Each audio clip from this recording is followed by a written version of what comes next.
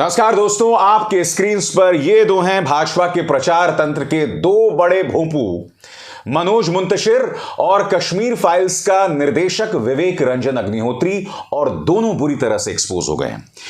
विवेक रंजन अग्निहोत्री इस कदर बौखला गया कि उसने मुसलमानों के बारे में आपत्तिजनक बात कही, और मनोज मुंतशिर अब खुलेआम दावा कर रहा है कि हां, ये भाजपा के चमचे हैं। इन्होंने क्या कहा कुछ देर बाद, मगर सबसे पहले विवेक रंजन अग्निहोत्री का शर्मनाक बयान। दोस्तों, उन्होंने ट्विटर पर यह दावा किया कि मेरी फिल्म कश्मीर फाइल्स को लेकर मुझे दादा साहब फाल्के पुरस्कार मिला है।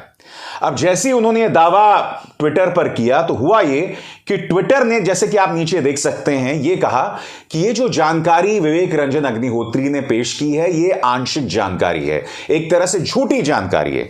यही नहीं, तमाम जो फैक्ट चेकिंग साइट्स हैं जो आपके सामने हकीकत लाते हैं, उन्होंने कहा कि विवेक रंजन अग्निहोत्री झूठ बोल रहे हैं। विवेक रंजन अग्निहोत्री को वो जो राष्ट्रीय पुरस्कारों में दादा साहब फाल्के पुरस्कार मिलता है, ये वो अवार्ड नहीं है, ये कोई और अवार्ड है, ये नकली पुरस्कार हैं। मैं आपको बतलाना चाहता हूं, बूम लाइव जो कि एक फैक्ट चेकिंग वेबसाइट है, वो क्या कह रहा है आपके स्क्रीन पर।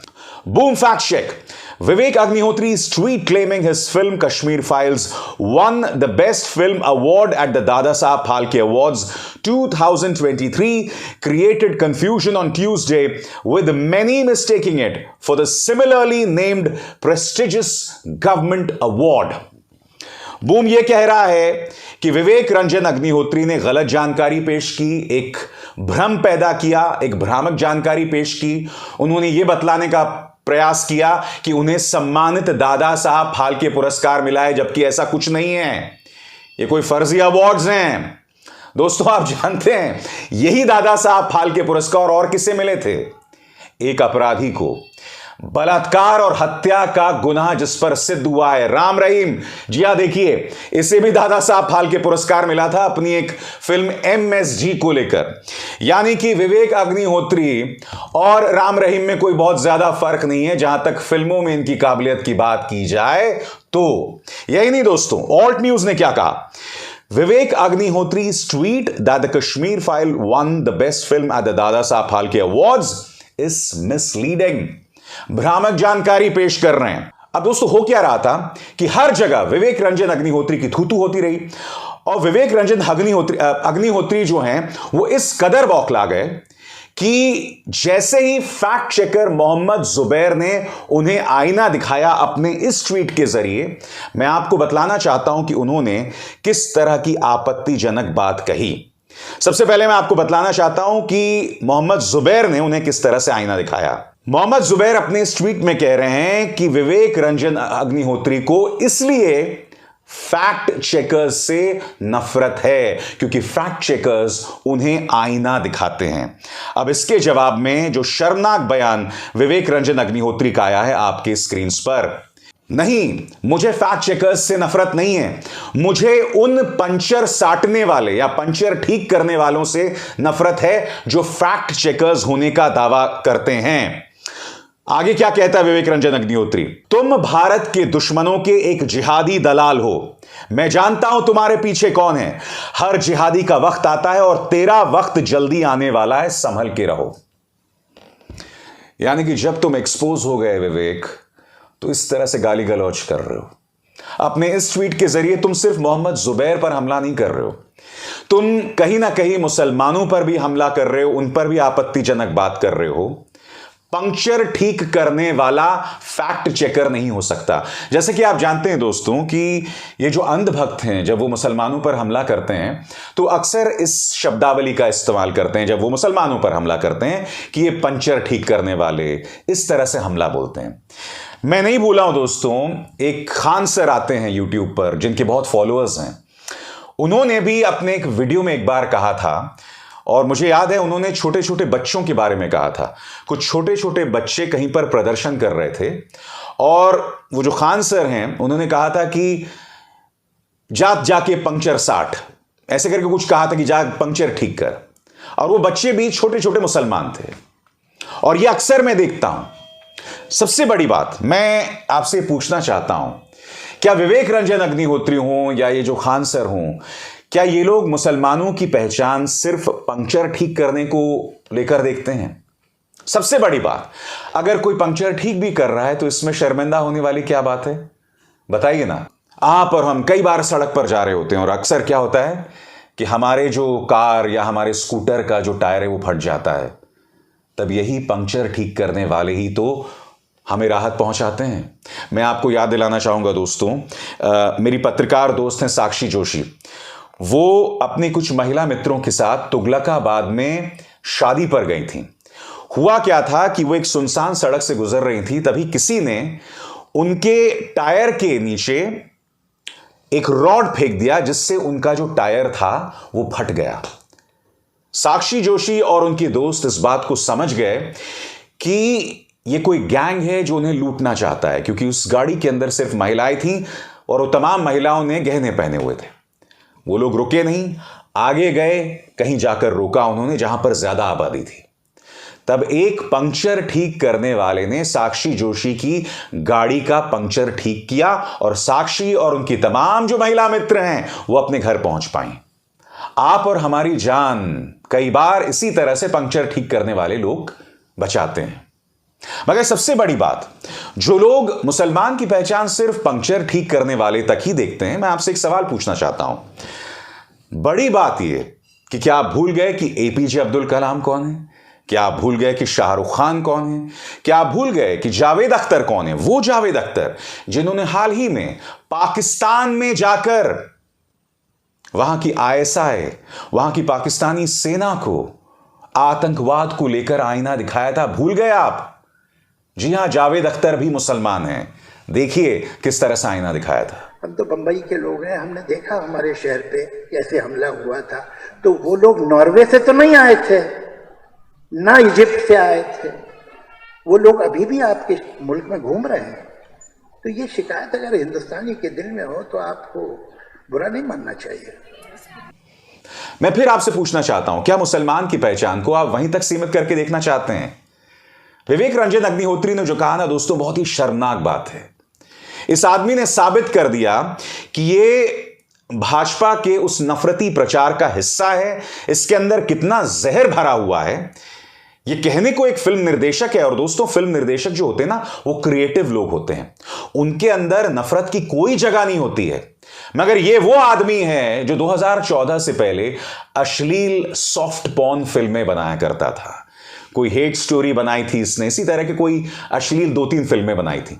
और मैं नहीं भूला हूं, इसने यह भी कहा था कि पॉर्न फिल्में, यानी कि वो जो अश्लील फिल्में होती हैं, ये बनना बहुत जरूरी है। इस तरह की बातें कहता था 2014 से पहले। 2014 के बाद इसे ये बात समझ आ गई कि भाई मैं भाजपा और उनके प्रचार तंत्र की सेवा करूंगा तो मेरी भी रोजी रोटी चलती रहेगी। यही वजह, आपको याद है, हाल ही में इसने मुंबई में 18 करोड़ का एक घर भी खरीदा। तो चाटुकारिता के अपने फायदे भी होते हैं। तो कहने का अर्थ यह है दोस्तों कि ये लोग मुसलमानों की पहचान को वहीं तक सीमित रखना चाहते हैं और उससे ज्यादा कुछ नहीं करना चाहते हैं। और मैं जानता हूं दोस्तों, आप में से कई लोग जो मुझे सुन रहे होंगे, जिनके अंदर मुसलमानों के लिए नफरत भरी हुई है, वो अब भी मुझे ही गाली दे रहे होंगे। वो कह रहे होंगे कि भाई तू मुसलमानों को क्यों डिफेंड कर रहा है? नहीं साहब, मेरी जद्दोजहद मुसलमानों के लिए नहीं है। क्योंकि जो लोग मुसलमानों के बारे में अपशब्द बोलते हैं, उन पर हमला बोलते हैं, एक खास प्रचार तंत्र आपके अंदर बार बार नफरत भर रहा है, आपके अंदर डर भर रहा है, आपको इनसिक्योर बना रहा है, आपको असुरक्षित बना रहा है, आपकी मानसिकता को एक बौखलाए हुए, एक डरे हुए भारतीय के तौर पर बना रहा है। और जब आप अंदर से डरे हुए रहते हैं, बौखलाए रहते हैं, तो तरक्की की गुंजाइश खत्म हो जाती है। मैं फिर दोहरा दूं, मेहनत कश पंक्चर ठीक करने वाला मुसलमान अपनी जिंदगी बिताते रहेगा। मगर आप सोचिए, आप जिनके अंदर विवेक रंजन अग्निहोत्री जैसे प्रोपेगेंडा लोगों के जरिए नफरत भरी जा रही है, आप खुद देखिए आप अपना कितना नुकसान कर रहे हैं। वो तो पंक्चर ठीक करता रहेगा, मगर आप बताइए, आपके अंदर जो टायर फट चुका है यहां, उसे आप कैसे ठीक करेंगे? उसके लिए आप किस पंक्चर साटने वाले को बुलाएंगे? मेरे सवाल का जवाब दीजिए। इसलिए मेरी जद्दोजहद मुसलमान के लिए नहीं है, मेरी जद्दोजहद भारत के लिए है। और अगर मैं जद्दोजहद कर भी रहा हूं तो हिंदू के लिए कर रहा हूं, मेरी अपनी कौम के लिए कर रहा हूं, क्योंकि मैं देख सकता हूं कि सिर्फ अपनी राजनीति साधने के लिए किस तरह से उस हिंदू के अंदर, उसके परिवार के अंदर नफरत भरी जा रही है, उसके आने वाली पीढ़ियों को बर्बाद किया जा रहा है। इसलिए सवाल हम पर है, हमें देखना है कि क्या हम इस नफरत में बहकर खुद को बर्बाद कर सकते हैं। क्या विवेक रंजन अग्निहोत्री जैसे लोगों की आलोचना नहीं की जानी चाहिए, वो किस तरह के नफरती बयान देते हैं। और अब मैं आपका परिचय कराना चाहता हूं इस शख्स से, मनोज मुंतशिर, इस सरकार का चाटुकार नंबर 1। और कल इसने खुलेआम इस बात को स्वीकार कर लिया कि हां, यह बीजेपी का चाटुकार है। मैं आपको बताना चाहूंगा दोस्तों, सुरेंद्र राजपूत कांग्रेस के कोई कार्यकर्ता हैं, कांग्रेस के नेता हैं, उन्होंने मनोज मुंतशिर से अपील की थी नेहा सिंह राठौर को लेकर। जैसे कि आप जानते हैं, नेहा सिंह राठौर ने एक गाना गाया था यूपी में काबा सीजन 2। उस गाने में उन्होंने कानपुर देहात में जो बुलडोजर चला था, जिसमें 2 हिंदू ब्राह्मण महिलाओं की मौत हो गई थी, उसके बारे में अपना दर्द बयां किया था गाकर। पुलिस उनके घर पहुंच गई, उन पर पुलिस केस किया जा रहा है, उनको धमकाया जा रहा है, उनको डराया जा रहा है। तो सुरेंद्र राजपूत ने मनोज मुंतशिर से एक सवाल किया, जिसके जवाब में इस आदमी ने तमाम लक्ष्मण रेखाओं को पार कर दिया। दोस्तों, सवाल क्या था आपकी स्क्रीन पर? भाजपा सरकार लोक कलाकारों की जुबान पर ताला लगा रही है। क्या नेहा सिंह राठौर को अभिव्यक्ति की आजादी नहीं है, या सिर्फ मनोज मुंतशिर जैसे चाटुकार कवि चाहिए भाजपा को? काबा, यूपी में काबा। तो यहां सुरेंद्र राजपूत ने मनोज मुंतशिर से पूछा, सरकार से पूछा कि क्या आपको सिर्फ मनोज मुंतशिर जैसे चाटुकार कवि चाहिए? दोस्तों, इसके जवाब में मनोज मुंतशिर ने खुद को कैसे एक्सपोज किया, खुद का ही पर्दाफाश कैसे किया, ध्यान से देखिए। क्या कह रहा है? सत्य वचन, मैंने तेरी मिट्टी, देश मेरे, जन गण मन और माटी को मां कहते हैं लिखकर भारत के फौजियों की चाटुकारिता की है। इंडियन आइडल पर कविताएं सुनाकर देश की हर मां की चाटुकारिता करता हूं। यहां तक सब ठीक है। आगे, और जब तक बीजेपी मेरे भारत और सनातन की सेवा में रत है, बीजेपी की चाटुकारिता भी करता रहूंगा। जय हिंद। मैं एक बात स्पष्ट कर दूं दोस्तों, खुलेआम कह रहा है कि मैं बीजेपी की चाटुकारिता करते रहूंगा जब तक बीजेपी सेवा करती रहेगी। मगर आज से 2 साल पहले यह आदमी ऐसा नहीं था। 2 साल पहले यह आदमी जो है, 2 या 3 साल पहले यह आदमी साफगोही से, बगैर किसी राजनीतिक पार्टी का एजेंडे को आगे करके यह सिर्फ अपनी बात कहता था। दोस्तों, हिंदू मुस्लिम एकता की बात करता था। यह भी कहता था कि देखिए, महाराणा राणा प्रताप की सेना में मुस्लिम जनरल होते थे, अकबर की सेना में हिंदू जनरल होते थे, तो ये हिंदू और मुस्लिम की लड़ाई क्या है। इसने यह तक कहा था कि जिन लोगों ने इलाहाबाद का नाम बदलकर प्रयागराज कर दिया है, यह मनोज मुंतशिर के शब्द हैं, ऐसा लगता है किसी ने मेरी मां का नाम बदल दिया।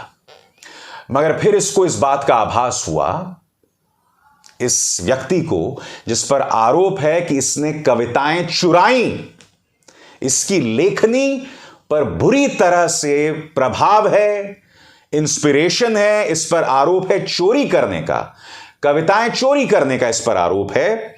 इस बंदे को इस बात का आभास हुआ कि अगर मैं भाजपा की सेवा करते रहूंगा, जिन मुगलों के मुर्दे गड़े हुए हैं उनकी कब्रों में, उनको निकाल निकाल कर अपनी कविताओं के जरिए प्रोपेगेंडा करूंगा, तो इसका फायदा मुझे ज्यादा होगा। इसलिए इसने जो अच्छी बातें किया करता था वो बंद कर दी। इसने नफरती बातें शुरू कर दी, इसने बेईमानी बातें शुरू कर दी, और अब तो यह कह रहा है कि मैं भाजपा का चमचा हूं।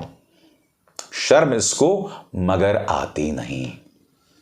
तो ये चेहरे हैं दोस्तों भाजपा के प्रचार तंत्र के, और इन्हें मालूम है कि अपना वजूद बनाए रखने के लिए या तो इन्हें नफरत का सहारा लेना पड़ेगा, या फिर मुसलमानों को टारगेट करना पड़ेगा, या फिर खुलेआम यह ऐलान करना पड़ेगा कि हां, ये बीजेपी के चाटुकार हैं, बीजेपी के चमचे हैं। कितनी दयनीय जिंदगी है इन लोगों की। मेरी पूरी सहानुभूति तुम्हारे साथ विवेक और मनोज मुंतशिर शुक्ला जी का बेटा। नमस्कार। स्वतंत्र और आजाद पत्रकारिता का समर्थन कीजिए, सच में मेरा साथी बनिए। बहुत आसान है दोस्तों, इस ज्वाइन बटन को दबाइए और आपके सामने आएंगे ये 3 विकल्प, इनमें से एक चुनिए और सच के इस सफर में मेरा साथी बनिए।